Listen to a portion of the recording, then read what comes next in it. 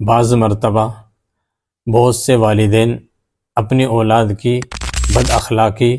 بد کرداری، برے اعمال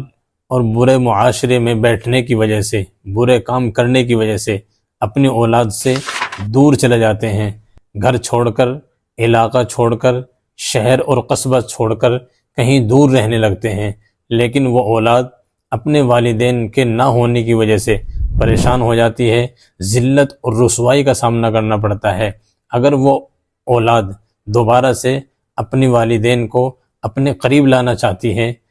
اپنے والدین کی محبت چاہتی ہیں، اپنے والدین کی خدمت کرنا چاہتی ہیں، تو قرآن کریم کا ایک ایسا زبردست وظیفہ بتا رہا ہوں، ایک ایسا زبردست عمل بتا رہا ہوں، اگر وہ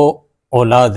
اس وظیفے کو کرے گی تو انشاءاللہ دوبارہ سے والدین اس کے پاس آئیں گے، والدین محبت کریں گے اور دوبارہ سے والدین کی خدمت کا موقع ملے گا۔ آپ کو روزانہ عشاء کی نماز کے بعد اول آخر 3 مرتبہ درود ابراہیمی اور 1 مرتبہ سورہ یوسف پڑھنی ہے، اور 11 مرتبہ